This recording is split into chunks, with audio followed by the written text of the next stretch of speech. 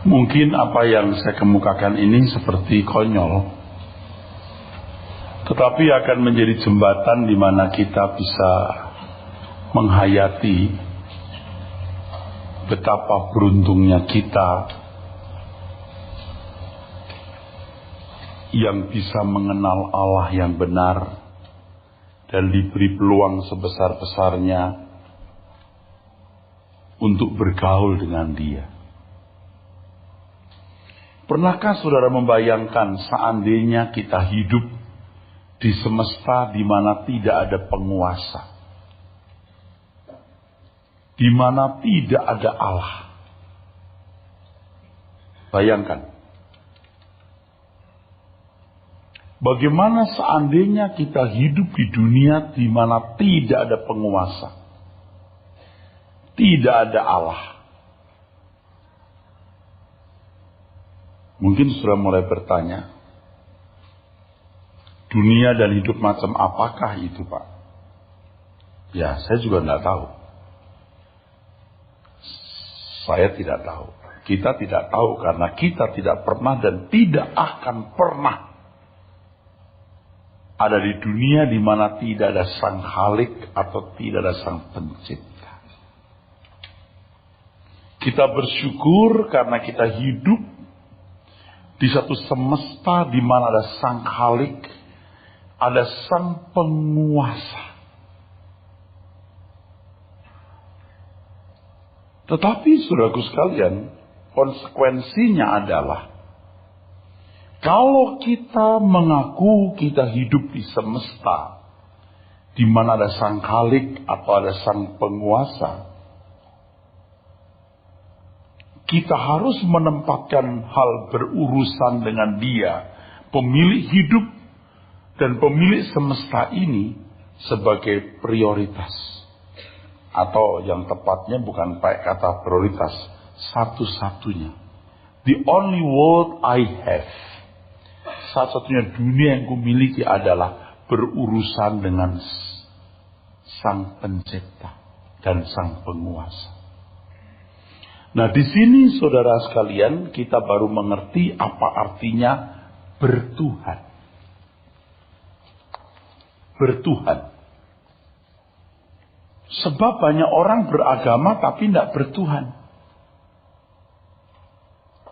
Agak membahayakan tapi terpaksa saya ucapkan.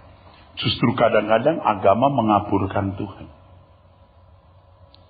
Sebab Tuhan yang benar itu pasti Tuhan yang tidak disubordinasi untuk urusan dengan Dia oleh sesuatu, apakah yang namanya itu syariat, apakah itu namanya hukum, apakah itu namanya apalagi ritual atau seremonial atau liturgi. Kalau Tuhan memandang itu perlu untuk menjadi tools, alat di mana Allah berurusan dengan umat, sejak semula pasti Tuhan sudah menyusun tools itu. Yang namanya syariat, yang mana namanya tata cara, upacara agama atau ritual. Pasti Tuhan sudah susun itu. Tapi ternyata tidak. Sebab kalau harus ada syariat, harus ada hukum, harus ada ritual, itu sebenarnya merendahkan. Itu justru merendahkan nilai manusia. Sebab manusia yang diciptakan oleh Tuhan ini manusia yang memiliki roh dari Allah sendiri. Nismat Hayim. Nismat Hayim. Roh yang dihembuskan. Wajipak. Itu sesuatu dari diri Allah sendiri. Ini kemampuannya pasti luar biasa. Di mana makhluk ini memiliki satu unsur, satu chemistry, satu frekuensi dengan penciptanya. Maka dikatakan bahwa manusia itu serupa dan segambar. Shalem dan Demot. Imago Dei, begitu dalam bahasa Latinnya, Imago Dei, in his own image. Betapa luar biasa ini. Secantik-cantiknya monyet, selucu-lucunya dolphin, gak menarik buat Allah Bapa di surga. Yang paling menarik adalah makhluk yang memiliki rupa dan gambar dirinya. Yang dilahirkan. Fisiknya diambil dari debu. Tetapi isinya dari diri Allah sendiri. Kalau hari ini kita mengenal cloning, agak bahaya yang mengatakan Tuhan mengkloning dirinya. Tapi pakai kata apa yang bisa kita gunakan untuk menunjukkan bahwa Tuhan memang mengeluarkan dari dirinya roh itu yang menjadi makhluk yang disebut manusia. Jadi manusia ini makhluk yang dahsyat, makhluk yang luar biasa. Yang memiliki keberadaan di mana Allah bisa bersekutu, bisa berjalan bersama dengan Dia.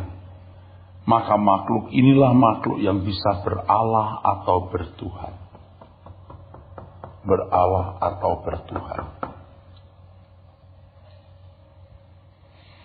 Nah sekarang saudaraku sekalian yang kekasih, setelah kita menjadi umat pilihan Allah dalam Yesus Kristus, satu-satunya yang berkata, tidak seorang pun melihat Bapa kecuali anak.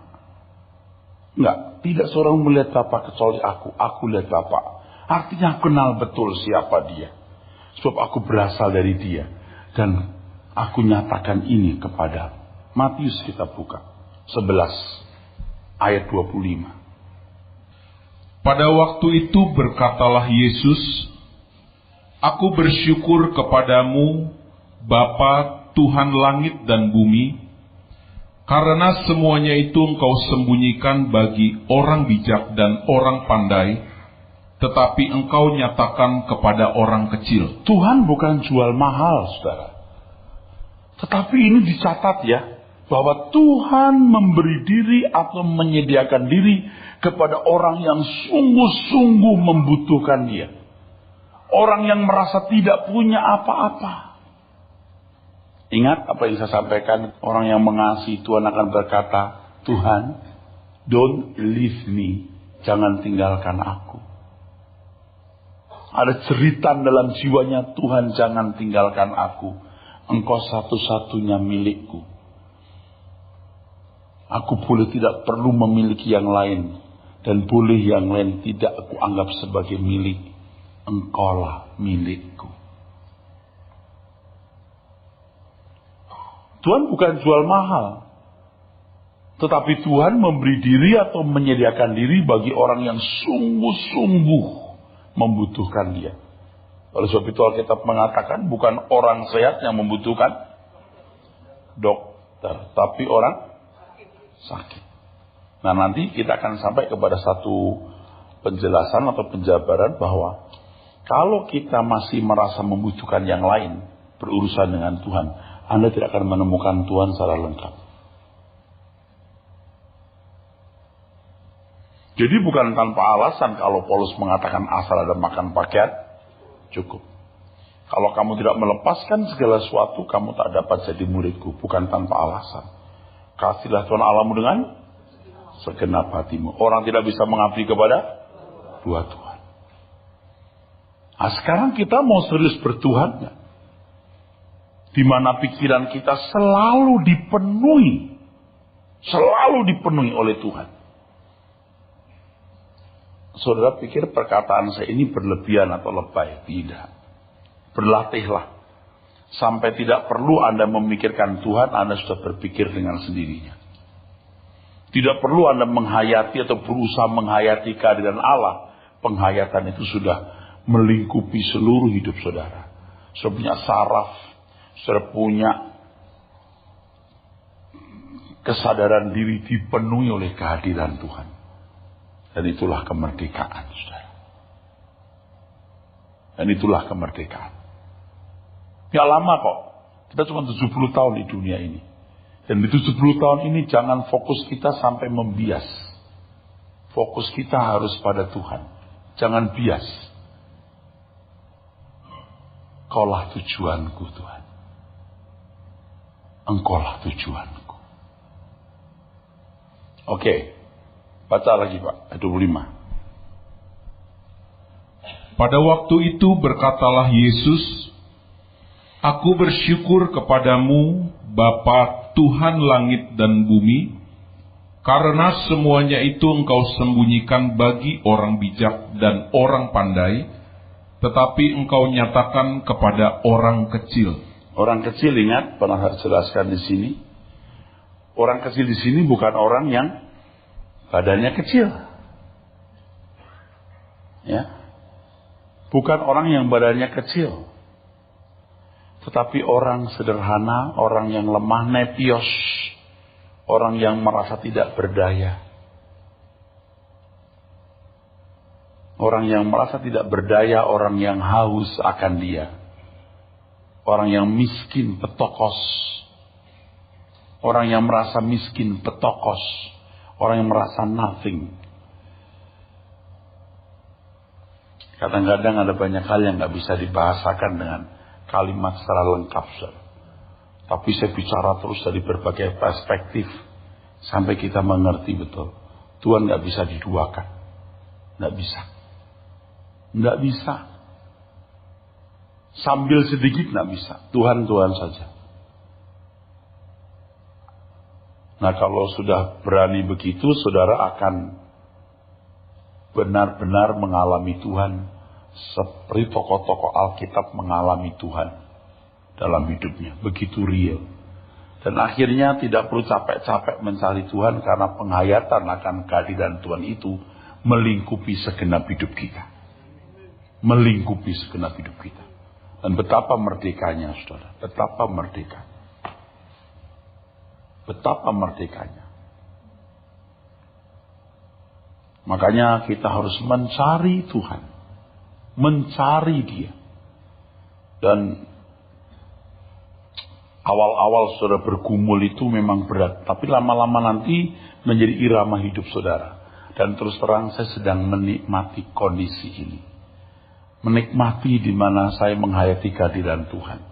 Dan satu berkat yang saya temukan dan tidak pernah saya alami sebelumnya adalah kegentaran saya kepada kedahsyatan Allah Bapa. Jadi kalau mau tidur saya mulai angkat tangan sambil berdiri begini. Allah Abraham, Ishak dan Yakub. Betapa gentarnya hati kita. Betapa besar Allah. Betapa dahsyat. Betapa menakutkan. Bukan takut negatif ya. Betapa menakutkan. Kalau dulu kita berdoa sambil kaki mau lari kemana, tangan mau kemana, sekarang mulai gentar.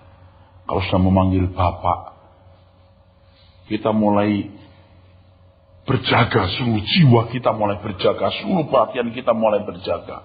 Kalau sudah mulai berkata, Bapa dalam surga. Mengerikan.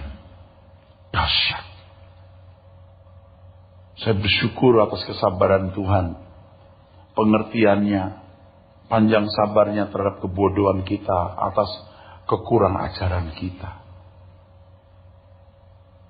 Itu tidak bisa saudara alami kalau saudara tidak belajar dengan tekun. Anda harus tekun. Nanti kita sampai memikirkan Tuhan. Siang dan malam. Merenungkan itu. Sampai jadi irama yang tidak perlu kita paksakan. Akan sudah running sendiri. Seperti mesin yang udah running sendiri. Kita ada di hadapan Tuhan. Wah saudara. Keberanian kita luar biasa menghadapi hidup ini. Ya kita memang belum sempurna. Ya. Kadang-kadang on off itu loh. Kalau on gitu dalam kesadaran penghayatan kehadiran Allah, dahsyat. Kalau off, mulai dah. Pikiran liar, ucapan liar, tindakan liar, bahaya itu. Tapi kita kalau on, menghayati kedahsyatan Tuhan itu bukan gak bisa salah, sulit sampai gak bisa salah. Kalau kita berbuat satu kesalahan itu, damai sejahtera kita hilang. Dan itu menyakitkan sekali. Oke, teruskan. Ya Bapa, itulah yang berkenan kepadamu.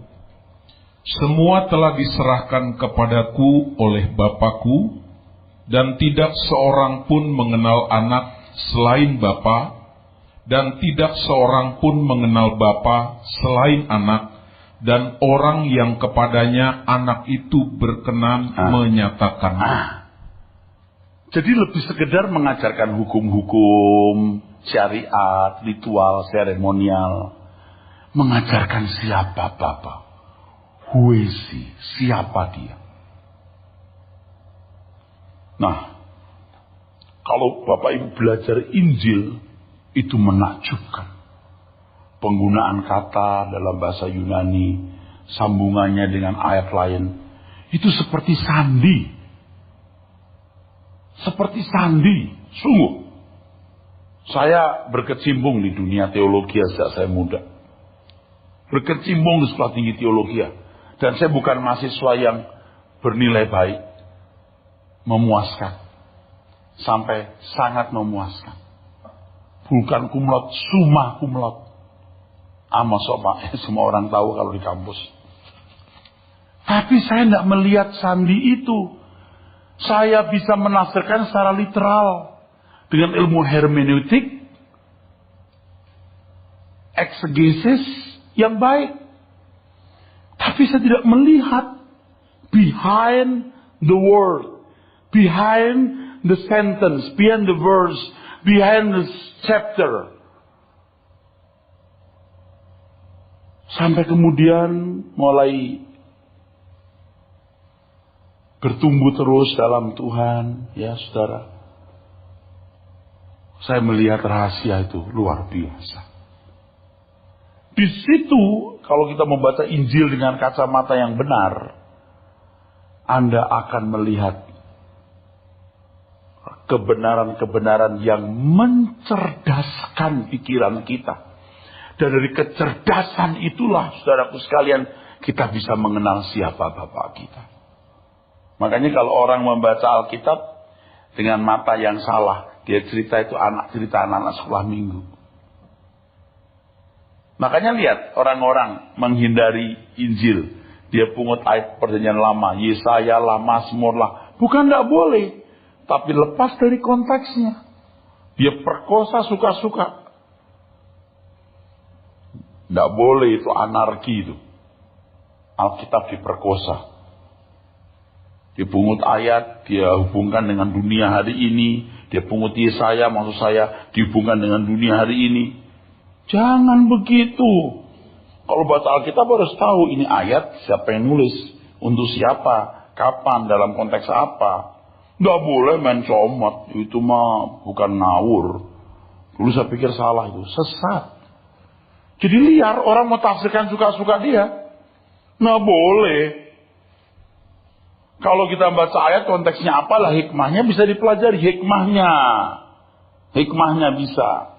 Kalau perjanjian baru, wah itu mengandung banyak kebenaran di balik setiap pernyataan, setiap tindakan Tuhan Yesus. Itu yang mencerdaskan pikiran kita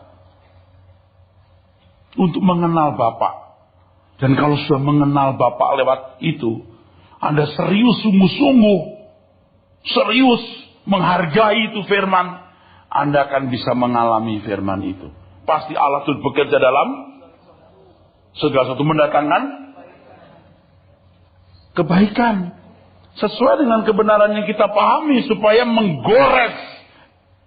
Kalau cuma hanya knowing dari hearing, bukan experiencing, tidak jadi. Harus menggores pengalaman hidup dari apa yang kita pahami, lalu kita alami. Maka kebenaran firman-Nya harus benar. Kalau misalnya diajarkan sesuatu yang salah, bahwa Allah itu akan nurut kalau kita pakai nama Yesus, akan takluk tak berdaya kalau pakai nama Yesus. Dikit-dikit dalam nama Yesus. Mobil orang dalam nama Yesus. Tanah orang diinjak dalam nama Yesus.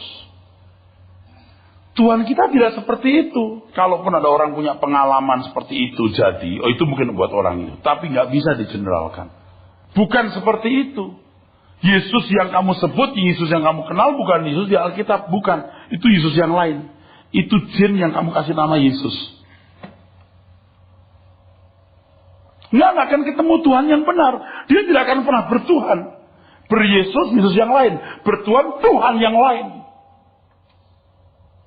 Dan ngerinya Tuhan sering diam. Kalau Tuhan bertindak langsung disambar geledek mati ketahuan. Ini salah. Ini dibiarkan. Bahkan bisa terjadi hal-hal yang kelihatannya ajaib.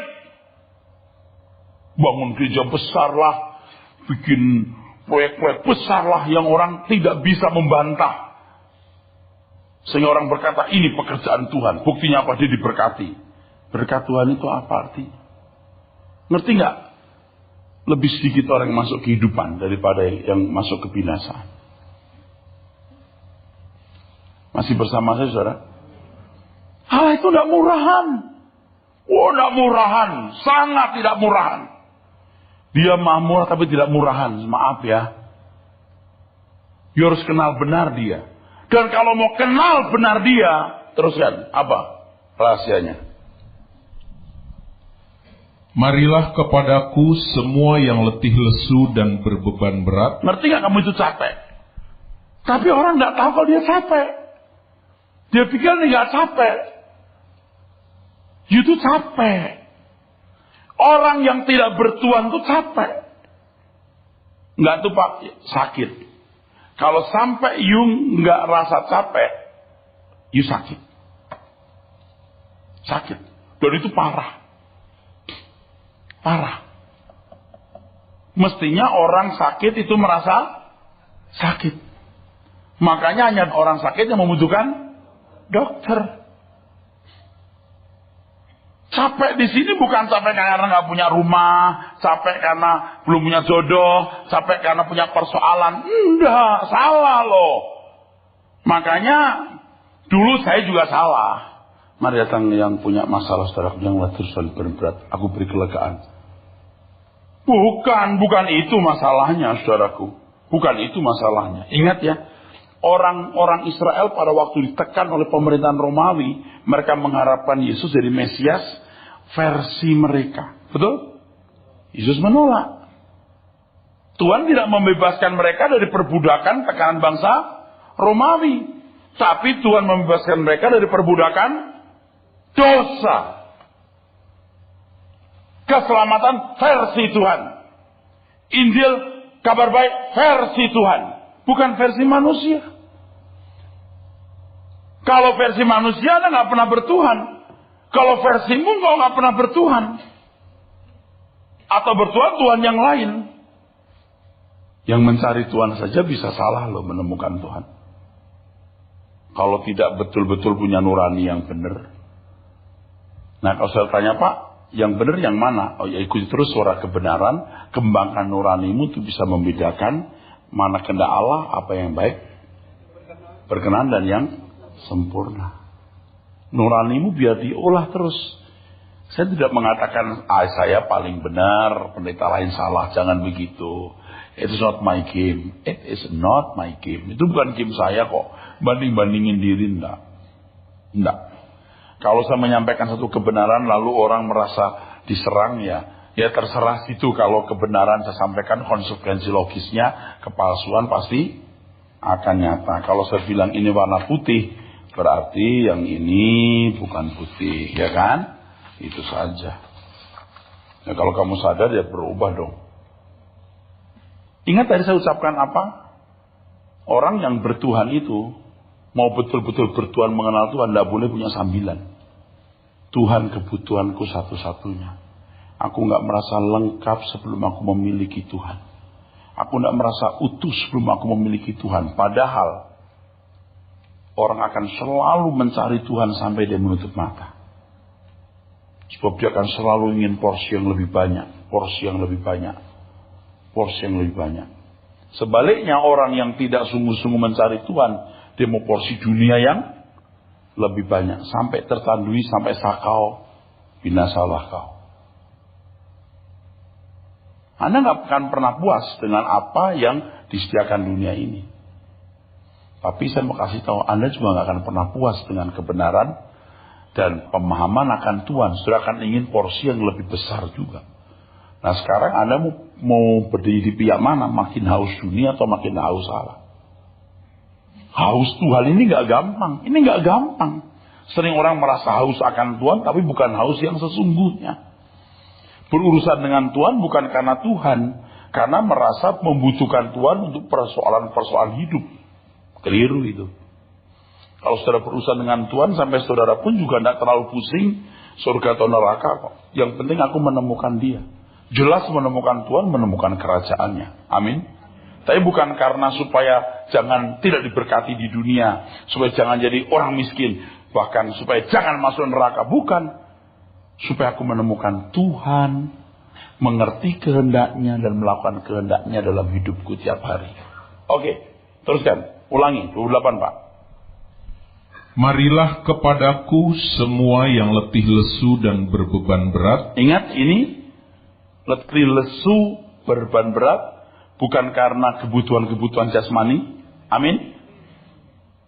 Aminnya pelan sekali ya. Setuju nggak? Kalau Anda nggak setuju, Anda nggak bisa dengar khotbah saya terus nih. Ayat sebelumnya apa coba kalau saudara membaca? Semua telah diserahkan kepadaku oleh Bapakku. Terus? Dan tidak seorang pun mengenal anak selain Bapa. Terus? Dan tidak seorang pun mengenal Bapa selain anak. Dan orang yang kepadanya anak itu berkenan menyatakannya. Ini bukan persoalan duit, ini soal mengenal Allah. Bukan soal materi, soal mengenal Allah. Mau mengenal enggak? Jadi kalau Tuhan mengatakan kumpulkan harta di surga, bukan di bumi. Bukan buat Anda jadi miskin, malas, tidak produktif. Nah, itu orang Kristen bodoh. Yang keliru itu.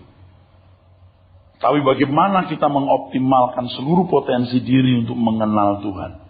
Tentu harus bekerja. Tentu jangan sampai punya masalah ekonomi.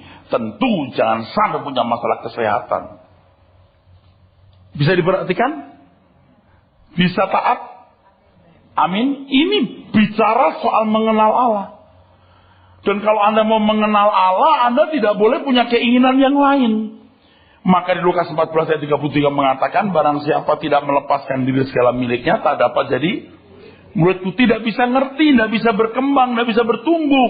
Murid itu belajar dari bodoh jadi pintar, dari tidak cakap menjadi cakap. Tapi harus melepaskan diri dari segala milik. Bukan berarti jadi miskin, uang kita berikan ke gereja atau pemulung atau panti asuhan. Bukan. Anda memiliki semua yang ada pada saudara dengan kesadaran semua itu milik Tuhan. Ini di sini letaknya. Jangan berkeyakinan dan merasa semua milik Tuhan lalu dikit-dikit dikasih ke gereja uang itu. Jadi liar nanti tanpa komando Tuhan. Kalau untuk backup modal bisnis, kalau itu untuk disiapkan buat anak sekolah dan lain sebagainya, itu harus dikelola dengan bijaksana dan cermat. Untuk anak pun untuk Tuhan. Amin. Bisnis pun juga untuk Tuhan. Lalu untuk Tuhan berapa Pak? Ya pasti nanti Tuhan pimpin saudara. Bagaimana Anda bisa menyisihkan bukan menyisakan. Ingat ya. Menyisihkan bukan menyisakan. Untuk pekerjaan Tuhan. Oke? Terus? Marilah kepadaku semua yang letih lesu dan berbeban berat, aku akan memberikan kelegaan kepadamu. Kalau kamu nggak mengenal Allah, kamu nggak bergaul dengan Allah, kamu tidak bertuhan. Capek. Nah bagaimana orang bisa mengenal capeknya ini? Begini saudara. Ketika saudara bertumbuh dalam pengenalan akan Tuhan dan mulai mencicipi indahnya Tuhan dalam pergaulan, Anda bisa tahu betapa lelahnya hidup ini. Dan itu seiring dengan ini Anda akan bisa melihat betapa tragisnya hidup ini. Senang-senang sebentar ya.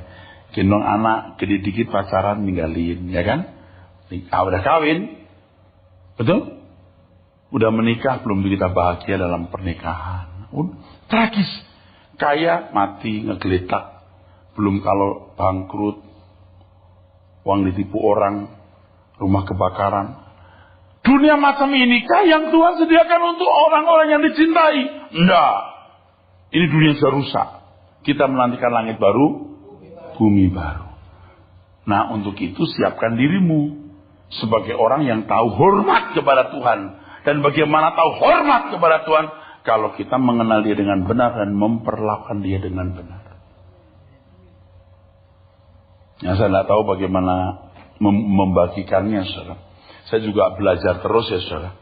Jadi pada waktu kita malam hari ya, saudaraku, waktu kita berdoa ya. Ajaib Tuhan, ajaib Tuhan. Seolah-olah kita memandang langit luas, bintang cakrawala, galaksi yang tak terbatas. Then sing my soul, my Savior come to thee. Kita tuh gemeter, saudara. Gemeter. Betapa dahsyatnya Engkau, Tuhan. Saya kenapa tidak temukan desak dulu ya? Ya dulu juga punya kegentaran, tapi nggak seperti hari-hari ini setelah Tuhan bukakan saya begitu banyak rahasia firman. Bukan dunia seperti ini loh yang dikehendaki oleh Allah. Ini tragis. Capek. Pikir ya, makan enak. Cuman 10-20 cm. Makin enak, cepat mati. Kalau langsung mati tidak apa-apa, sakit dulu, stroke dulu, mati sebelah dulu. Soro, saudara. Sengsara, saudara. Kalau sudah umur di atas 60 tahun itu sudah tidak kaya lagi. Umur 70 tahun lebih nggak kaya. Naik mobil udah nggak bisa. Masuk dulu diangkat kakinya lurus, nggak jadi tekuk. Udah nggak kaya lagi loh. Hah? Paham nggak? Kaya itu waktu umur berapa sih? Tragis. Saya harap kita bisa merasakan kelelahan kita. Kalau sampai Anda kurang bertuan, tidak bertuan, nggak lelah. Aduh, nggak ngerti saya. Nah, tapi kita dulu kan salah ya. Anda berlelah, Anda belum punya jodoh, putuskan kutuk daripada lajang. Kutuk lajang, lut. Kutuk nggak laku kawin. Kutuk kemiskinan. Yang nggak punya rumah, kutuk pengembaraan. Sebutan dari gua hantu.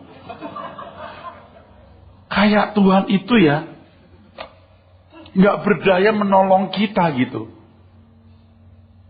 Allah mengendalikan segala sesuatu. Kutuk dipakukan di atas kayu salib. Nah, tahu ajaran model apa? Jadi begitu itu.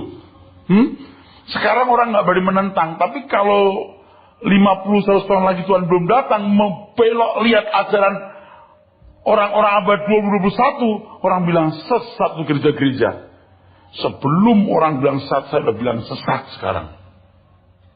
Ya memang kesesatan ini rasanya tidak terlalu parah, tapi tidak membuat orang menemukan rancangan Allah untuk mengembalikan manusia seperti rancangan semula.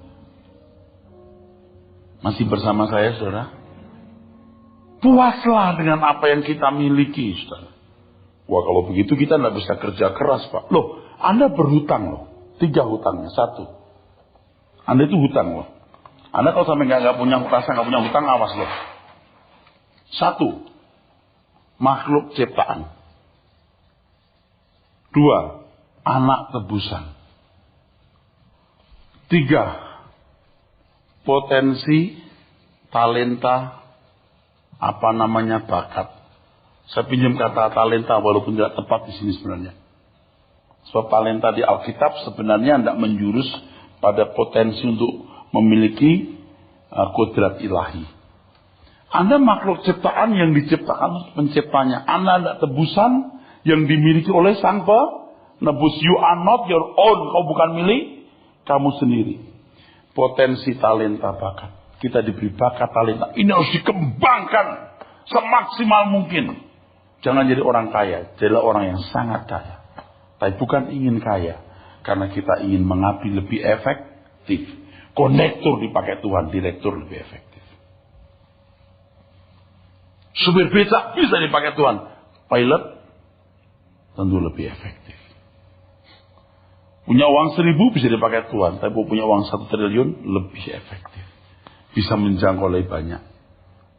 Tapi masalahnya bukan uang loh. Sikap hati juga. Jangan lupa. Jadi kalau memang orang mau mengenal Allah.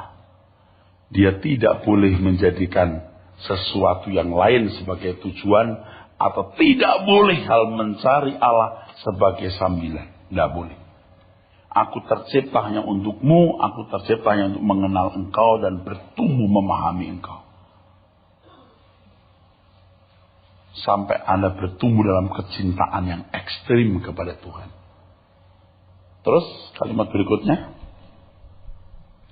Pikulah kuk yang kupasang dan belajarlah padaku, karena aku lemah lembut dan rendah hati, dan jiwamu akan mendapat ketenangan. Oke. Kuk dalam bahasa Yunaninya zugon. Zugon ini lambang pendidikan. Yang kedua, perbudakan. Dididik baru bisa diperbudak. Dididik baru bisa melayani Tuhan. Pendidikan kuk. Sapi liar, kuda liar harus dijinakkan. Baru bisa diperbudak. Saya bisa menghayati dan bisa mengerti betapa sabarnya Tuhan untuk menjinakkan kita. Jiwa kita tuh gak mudah. Jiwa kita tidak mudah dijinakkan. Tidak mudah dibersihkan, saudara. Jiwa kita ini sudah diisi dengan berbagai unsur-unsur yang bertentangan dengan kebenaran Alkitab. Rupanya untuk membersihkan jiwa ini tidak mudah. Injil diberikan supaya menggores di sini, saudara. Maka Tuhan memberikan pengalaman. Roma 8:28. Apa yang kita dengar mengenai kebenaran Tuhan akan menggores, mewarnai, membentuk menjadi warna permanen lewat pengalaman hidup. Tidak bisa, tidak. Jadi tidak bisa 4 tahun sekolah teologi lalu 4 tahun jadi sakti. Tidak bisa. Makanya kalau mau membentuk seorang hamba Tuhan yang luar biasa dipakai Tuhan secara proporsional dan ideal dari sekolah minggu. Dari sekolah minggu, dari pra-remaja, dari remaja, dari pemuda. Dibentuk nih. Dan pengalaman hidup itu tidak bisa digantikan dengan sekolah teologi, bergelar STH, MTH atau doktor, master, tidak bisa. Harus lewat ini. Percayalah, yang ngomong ini mantan rektor sekolah tinggi teologi. Belasan bahkan puluhan tahun di sekolah tinggi teologi. Nah, saya mendapatkan, saudaraku, betapa liarnya jiwa ini. Bukan hanya analisa saya kepada orang lain.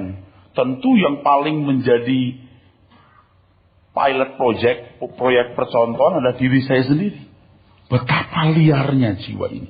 Maka Tuhan sering mengadakan banyak peristiwa-peristiwa yang terjadi dalam hidup kita. Untuk menjinakkan kuk itu. Tuhan kasih kuk kita. Tuhan proses. Kita dikendalikan lewat keadaan. Dikendalikan lewat masalah. Dikendalikan lewat problem. Jadi kalau ada antara saudara yang terus menggeliat untuk keluar dari satu keadaan. Entah karena masalah ekonomi. Masalah apa yang lain. Entah masalah keluarga, entah masalah mertua. Rasanya Anda di tempat yang paling gak menyenangkan. Anda datang kepada Tuhan dan berkata, Tuhan Yesus, tolong mertua saya jahat banget. Tuhan gimana ekonomi saya begini, bagaimana saya punya penghasilan jangan 3 juta, tapi 9 juta Tuhan. Anda gak akan ketemu Tuhan yang benar. Seandainya Tuhan menjawab doa saudara, Anda diperlakukan seperti anak TK. Tapi sekarang setelah Anda menjadi orang Kristen dewasa dan mengenal kebenaran, Anda punya masalah, Anda nggak sebut masalah itu. Kalau masalah ini akibat kesalahanku, aku harus belajar dewasa untuk menuai apa yang kutabur. Mengerti? Itu orang dewasa. Amin.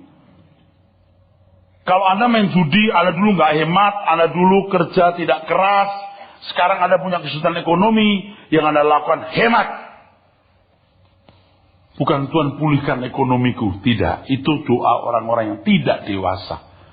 Dan pendeta yang tidak dewasa berkata, saya doakan supaya terjadi pemulihan. Itu praktek perdukunan. Bapakmu tahu kamu membutuhkan. Amin. Emangnya siapa pendeta? Kok sok tahu?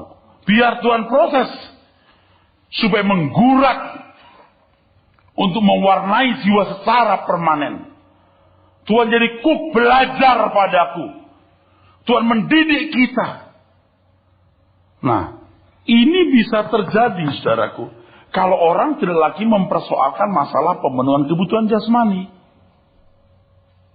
Letih lesu dan beban berat itu bukan masalah hidup mestinya.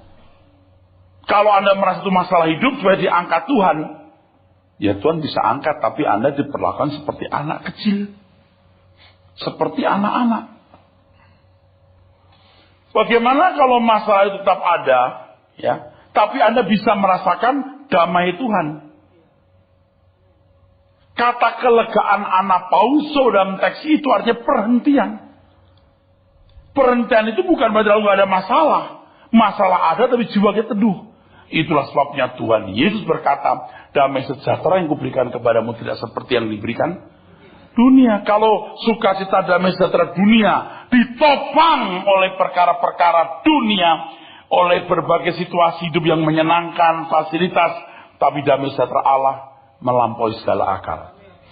Bagaimana orang-orang Kristen yang dari lahir teraniaya sampai mati? Itu bukan puluhan, bisa ratusan tahun. Bertahun-tahun, ratusan tahun orang Kristen menderita. Sejak tahun 30 Tuhan Yesus naik ke surga sampai tahun 380 Masehi ketika Kaisar Theodosius Agung mengkristenkan seluruh Roma. Itu aniaya hebat luar biasa. Belum pada zaman kaisar-kaisar yang kejam seperti Kaisar Nero, Decius, Diocletianus, Trajanus. Wah, itu kejam-kejam. Bagaimana bisa menikmati damai? Nyawa terancam, masuk penjara, anak ditinggal. Anak-anak muda yang setia ditangkap, dibunuh, dipancung. Di mana damainya? Disitulah damai sejahtera Allah melampaui segala akal yang melingkupi orang-orang Kristen. Ketika digiring ke tempat pembantaian, bisa memuji-muji Tuhan sampai suaranya lenyap ketika dicapik-capik binatang buas. Jangan lihat kekristenan dengan kacamata sempit hari ini dong. Lihatlah kekristenan dengan frame yang luas supaya kita menemukan ketepatan kebenaran itu. Ya iyalah, baru soal gaji 3 juta masih bisa makan, masih oh Tuhan colong-colong. Kayak mapet loh. Masalah kita itu belum besar. Alkitab katakan pencobaan yang kamu alami pencobaan yang biasa. Bukan biasa untuk anak Tuhan, biasa semua manusia. Dia beri jalan keluar. Jadi yakin Tuhan itu mengontrol, mengendalikan segala sesuatu. Mengontrol, mengendalikan segala hal. Jadi masalah pemenuhan kebutuhan jasmani, you gak usah pikir deh. Asal you penuhi bagianmu, tanggung jawabmu. Kalau nggak khawatir, kau pasti ada unsur yang lain. Yang pertama, yang paling jahat, engkau curigai Tuhan. Ini paling jahat ini, mencurigai Allah. Ini penyakit manusia sejak semula itu. Mencurigai Tuhan. Kalau kau makan buah ini, kamu nggak mati, itu kata si kunyuk. Kamu akan menjadi seperti Allah. Yang timbul bisa begini, pantas gua dilarang. Takut ya disaingi, kurang ajar nggak? Jatuhkan dirimu, maka Allah akan menatang engkau. Coba. Enggak. Bisa tergoda, bener nggak ya? Bener nggak ya kalau aku jatuh Allah Bapak menopang? Itu mencurigai. Padahal, waduh, 100% Tuhan pasti memenuhi, Bapak memenuhi janjinya. Seandainya Tuhan Yesus jatuh dari atap bait Allah itu, seandainya jatuh, pasti ditopang. Nggak usah pakai coba-coba. Nah, orang yang khawatir cemas itu mencurigai Tuhan. Yang kedua, serakah. Kan orang berpikirnya begini, pikiran jahat. Baik aja menyenangkan, apalagi banyak. Kurang ajar nggak? Loh, kok nggak ada yang amin ya? Nggak ngerti maksud saya. Sedikit saja menyenangkan, apalagi banyak. Sedikit saja baik, apalagi banyak. Sedikit saja baik, apalagi banyak. Tuh, otak manusia jahat begitu. Sedikit saja menyenangkan, apalagi banyak. 3 juta, aduh kurang banyak nih. 9, segini aja. 90 juta di sana. 9 juta aja menyenangkan, apalagi 90. Udah 90, lihat orang 900. 90 aja menyenangkan, apalagi lihat. Masih bersama saya? Jadi mau 90, mau 90, mau 30, mau 3. Menyenangkan karena senangku bukan karena ini. Damai sejahtera yang melampaui segala akal. Jangan amin-amin doang loh ya. Ini rajin ya. Amin. Rajin. Aduh, kayak mau jair nggak dikasih makan 3 minggu. Dilempar peler, buk gitu. Amin. Pulang aman. 29 dibaca Pak. Pikulah kuk yang kupasang dan belajarlah padaku, karena aku lemah lembut dan rendah hati. Lemah lembut, aku akan menerima kamu sebagaimana adanya. Praus dalam bahasa Yunani. Kelemah lembutan itu selain sikap yang menerima keadaan diri sebagaimana adanya, juga menerima orang lain sebagaimana adanya. Aku tidak menuntut kamu. Aduh, kita liar luar biasa. Tapi aku didik kamu, kata Tuhan. Aku sabar mendidik kamu. Percaya dah, Tuhan sabar sekali. Amin. Kita tuh buruk sekali, tapi Tuhan sabar sekali. Aku lemah lembut dan rendah hati, dan jiwamu akan mendapat ketenangan. Nah, kata kelegaan di atas 28 dan jiwa mereka ketenangan itu sama. Kelegaan anapauso, tapi di teks kita bisa dipisah, bisa dibedakan penerjemahannya. Ini bisa membingungkan. Datanglah kepadaku yang letih lesu dan berat, aku beri kamu kelegaan. Berhenti atau perhentian, sabaton, berhenti. Ayo, makanya belajar padaku supaya kamu bisa merasakan perhentian ini. Nah, saudaraku sekalian yang kasih, kembali soal mengenal Bapa tadi. Ya, mengenal Bapa itu karunia yang luar biasa. Dan tidak seorang pun melihat Bapa kecuali Tuhan Yesus. Artinya mengenal Dia, dinyatakan kepada kita lewat ajaran-ajarannya. Yohanes 8 ayat 31-32, saudaraku. Yohanes 8 ayat 31. Maka katanya kepada orang-orang Yahudi yang percaya kepadanya, jikalau kamu tetap dalam firman-Ku, kamu benar-benar adalah murid-Ku, dan kamu akan mengetahui kebenaran, dan kebenaran itu akan memerdekakan kamu. Ya, oke. Tahu. Kalau bisa soal tahu, bisa soal mengerti, itu dari pikiran. Tahu, mengerti, pikiran, tetap dalam firman-Ku. Meno, tetap tinggal. Jadi, firman itu harus terus kita pikirkan. Gila kali Pak? Enggak. Percaya deh. Enggak. Saya lihat film, saya jalan di jalan, semua jadi khotbah. Tetap di dalam firman. Maaf ya, saya tidak bisa menjelaskan dengan kata-kata yang lengkap. Tapi dari pengamatan saya, ada orang-orang Kristen yang ya seperti saudara lah, rajin ke gereja dengan khotbah. Tapi soal-soal kecil aja berantem atau ribut gitu. Nanti soal kecil di bawah, cuma mau serempetan mobil, siapa yang buru-buru keluar. Yang begini nih, aduh, kamse, norce. Kalau orang di hadirat Tuhan, merenungkan firman itu, memikirkan, tidak gampang. Bisa kadang off tadi loh, ingat tak off. Tapi tidak gampang buat marah, tidak gampang. Tidak gampang. Saudara percaya nggak? Misalnya Anda dapat lotre, waduh 100 miliar, yes. Anda keluar, terus ada orang maki-maki, 100 miliar, itu makian orang nggak dirasa. Begitu nggak saudara? Iya aja lah. Betul loh. Nggak usah deh. Ibu-ibu baru dapat lotre rice cooker. Wah, seneng ditenteng, ditabrak orang. Tuh, kamu ngapain sih? Nggak apa-apa. Rice cooker. Coba kalau pria lagi jatuh cinta ke rumah pacarnya, dandan rapi-rapi, terus pacaran. Waduh, datang jam 5, udah berangkat, rumahnya Tanjung Priok sana. Itu ada temen lagi berantem, temennya keroyok. Keroyok, nggak apa, nggak mikir tuh, lupain. Percaya nggak saudara? Bisa ninggalin teman.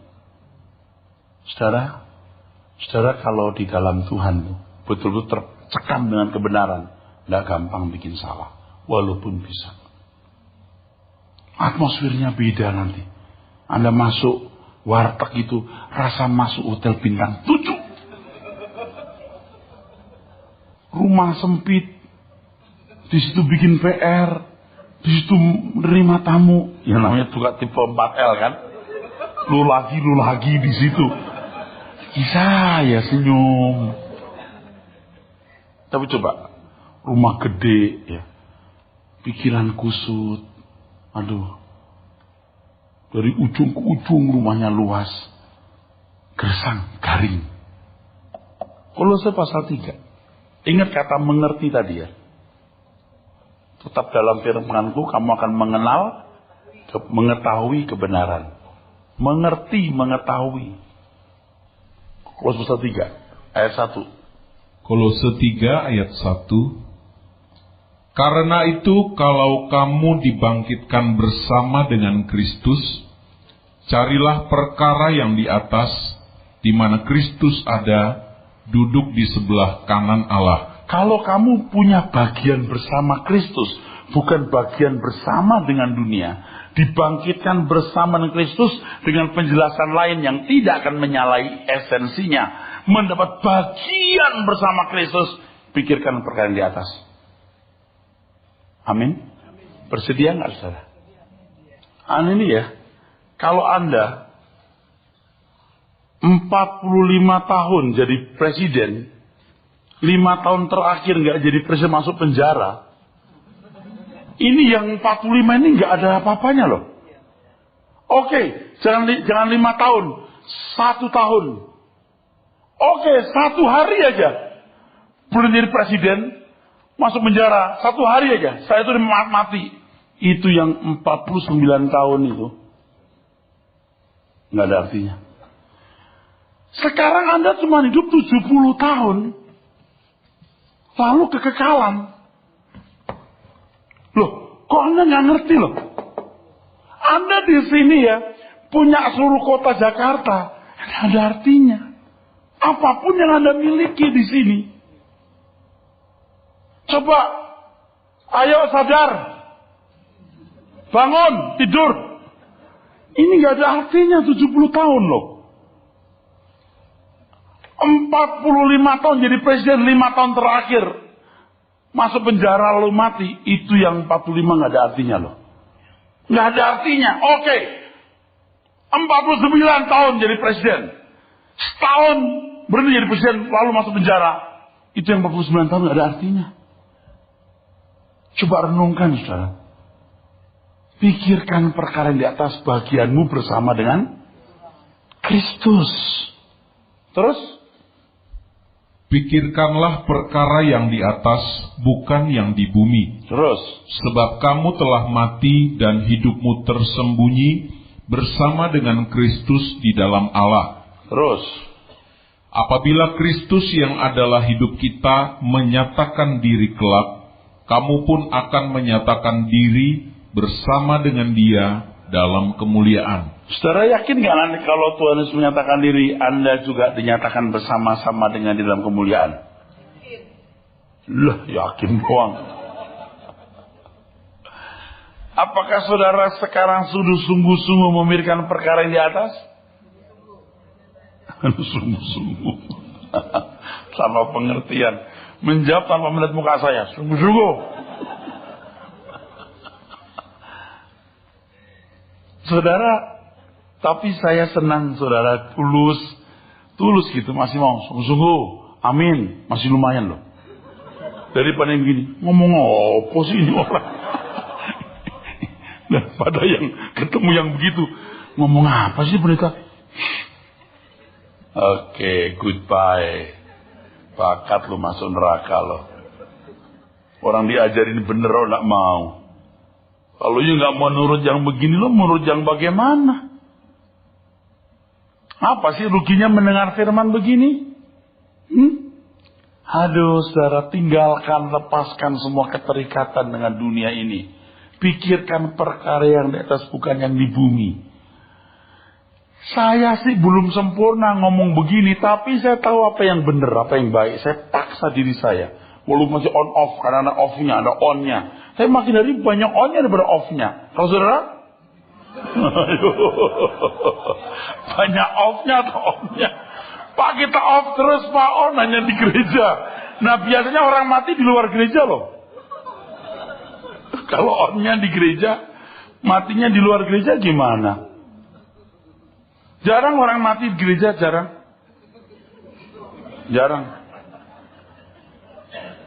Lagi pas nyembah, siapa boleh naik ke gunung Tuhan? Jarang. Pas on, Tuhan mau kita on terus. Menghayati kehadiran Tuhan. Itu bertuhan. Makanya ya, mendengarkan CD khotbah tiap hari nggak boleh lepas. Itu atmosfernya beda. Dengerin terus beda. Saya kalau udah sampai di rumah, masuk ruang kerja yang dibuka ya komputer khotbah, lihat Alkitab, lihat bahasa asli, lihat berapa kali kata ini kerajaan surga dicari, saya print, saya pindahin, seret. Berapa kali ada kata kerajaan Allah, cek masuk set. Berapa kali ada kata surga, tek set, periksa satu persatu. Wah, kita seperti melihat behind the verse, behind ayat itu. Wah, kita bisa tahu.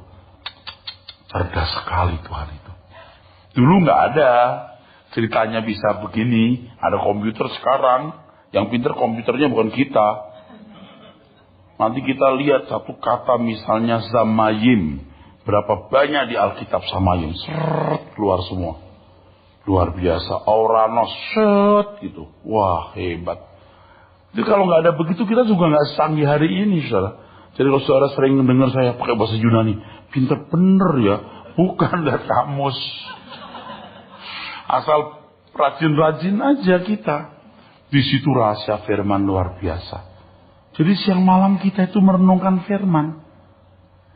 Itu nggak mau kita susah, makan jadi enak, ketemu teman, ngobrol enak, tetap di hadirat Tuhan. Itulah pikirkan perkara yang di atas, bukan yang di bumi. Nah, Tuhan mau kita itu betul-betul demikian. Sepenuhnya, jangan sambilan. Itu baru namanya bertuhan. Amin.